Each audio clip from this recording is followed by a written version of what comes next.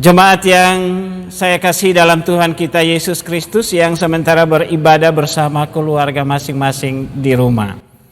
Ada sapaan yang indah ketika setelah pembacaan firman demikian. Berbahagialah setiap orang yang mendengarkan firman Tuhan dan yang melaksanakan di dalam hidupnya dari hari lepas hari. Sapaan ini yang sebenarnya dia meneguhkan hati kita. Dia menggerakkan hati kita untuk kita mendengarkan firman Tuhan dan kita siap untuk melakukannya.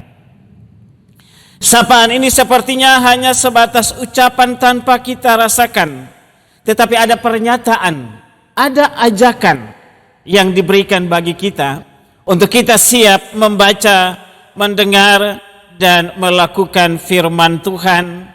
Dan itu berarti bahwa ada komitmen yang jujur daripada kita.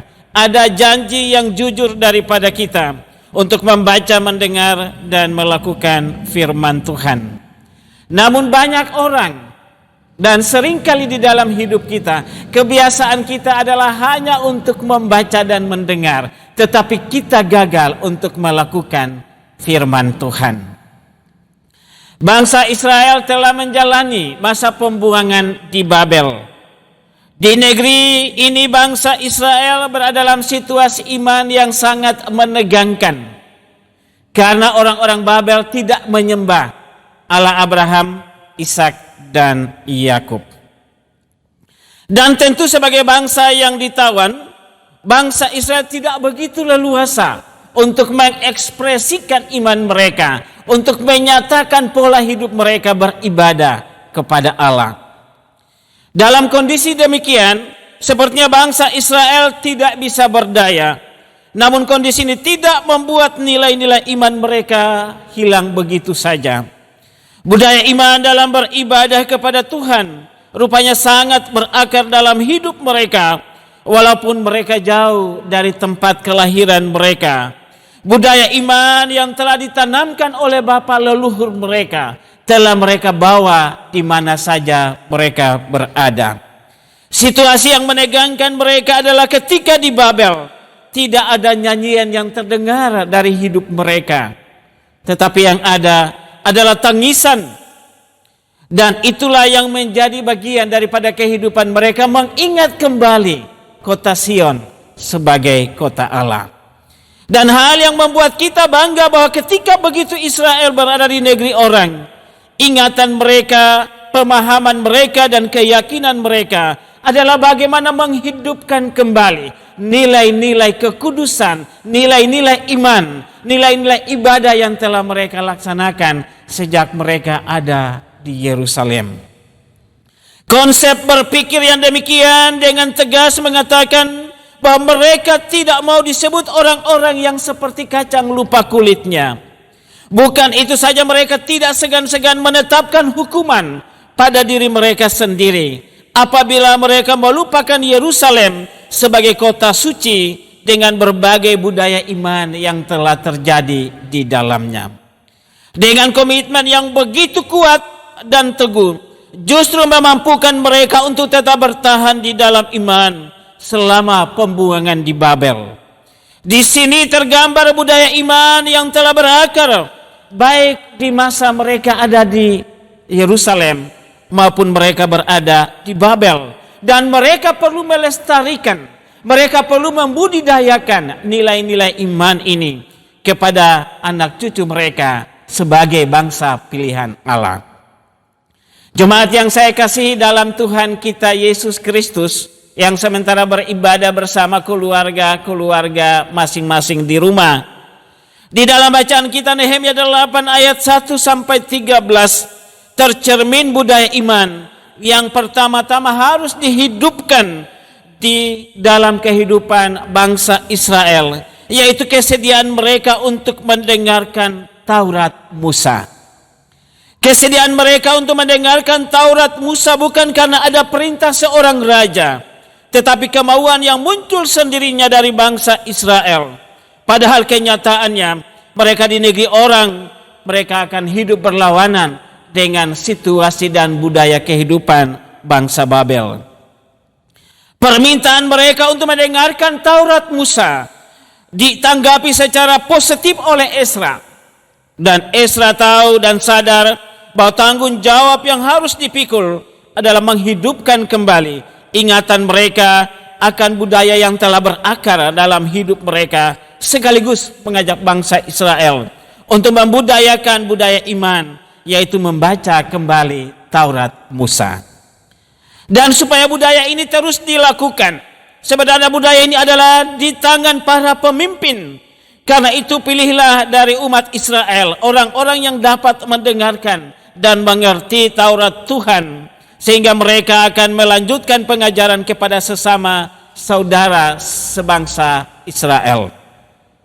Budaya iman perlu dipertahankan agar tidak menjadi budaya yang hanya untuk diri sendiri, tapi perlu dibagikan sebagai warisan budaya bagi generasi selanjutnya. Dan gerakan mempraktekkan budaya Musa ini dan Taurat Musa ini bukan hanya diperuntukkan kepada kaum laki-laki semata-mata, tetapi oleh juga kaum perempuan. Apa arti konsep pemikiran seperti ini?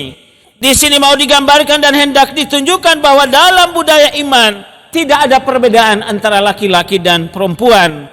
Mereka sama-sama memiliki tanggung jawab dalam mewariskan nilai-nilai iman. Dan itu berarti semua orang dipanggil untuk menjadi pengawal budaya iman demi hidup yang utuh sebagai umat Tuhan. Jemaat yang dikasih oleh Tuhan kita Yesus Kristus yang sementara beribadah bersama-sama keluarga masing-masing di rumah. Apa yang dibuat oleh Ezra hendak menunjukkan kepada kita bahwa Ezra tidak mau menjadi pribadi yang hanya diandalkan dalam pelayanan kepada umat Israel. Karena itu ada beberapa orang yang dilibatkan dalam pembacaan kitab hukum dengan mereka berdiri di sebelah kanan dan kiri Ezra. Di sini tercermin nilai kebersamaan dan persekutuan yang indah di antara mereka sebagai generasi tua dan generasi muda untuk menggali dan mempraktekkan kembali budaya baca Taurat Musa yang telah dilupakan, dan itulah menjadi kompas bagi generasi penerus. Mereka yang dipilih bersama dalam mempraktekkan Taurat Musa adalah orang-orang Lewi untuk bersama-sama dengan Ezra membacakan dan mengajarkan, bahkan memberi keterangan secara jelas kepada umat tentang arti dan makna maksud dari hukum itu. Apa reaksi bangsa Israel?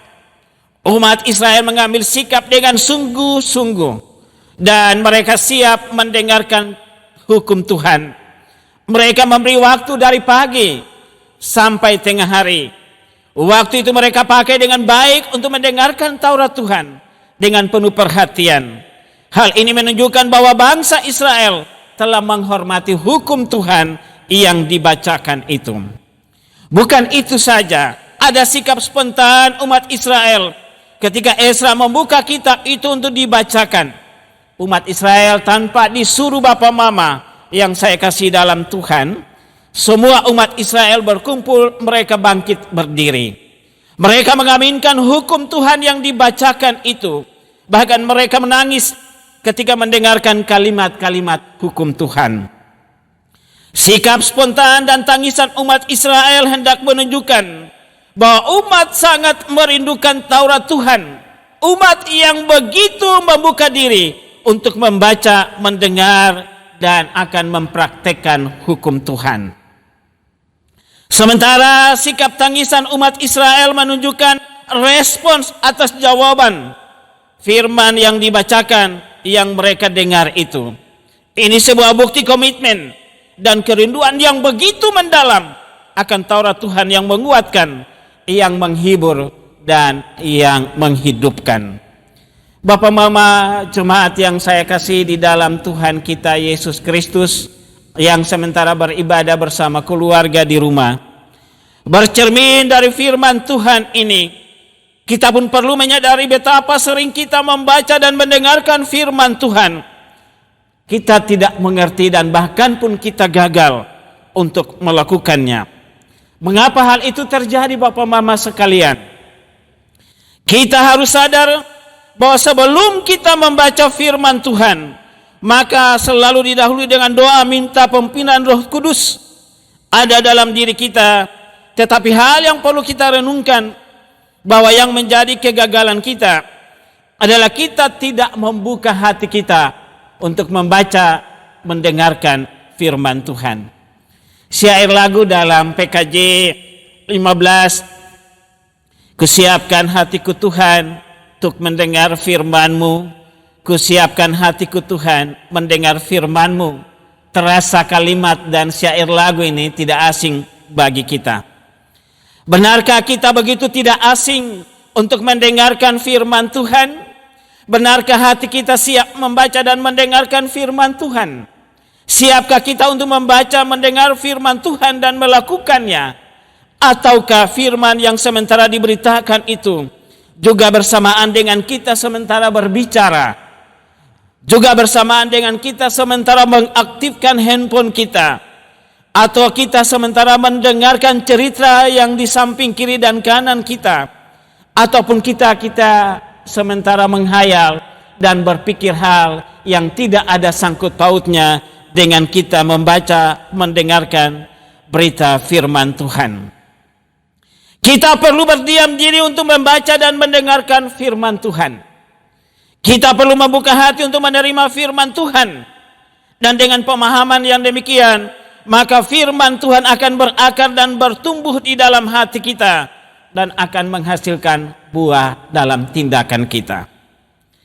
Dalam situasi tertentu dan dalam kondisi pandemi COVID-19, kadang ibadah dan pembacaan firman Tuhan tidak begitu berjalan dengan baik di setiap rumah. Kita acuh dan tak acuh dengan soal kesiapan seluruh keluarga untuk beribadah. Tetapi dalam kondisi pandemi COVID-19, kita diingatkan akan budaya iman melalui ibadah dan pemberitaan firman Tuhan di rumah. Pelayanan itu tidak hanya monopoli kepala keluarga, tetapi semua anggota keluarga terlibat dengan baik dan benar. Ibadah dan pemberitaan firman Tuhan adalah tanggung jawab kita bersama di rumah. Budaya iman akan membuat kita sebagai generasi tua memberikan pelatihan dan pengajaran untuk kita wariskan kepada anak-anak kita agar menjadi budaya pengakuan mereka sepanjang masa. Berdiam diri sejenak dalam hening di rumah kita. Kita menjaga jarak dalam situasi ini. Kita jaga diri dalam situasi ini. Arahkanlah pandanganmu kepada Tuhan dan kehendaknya. Buka hati, dengarkan Tuhan.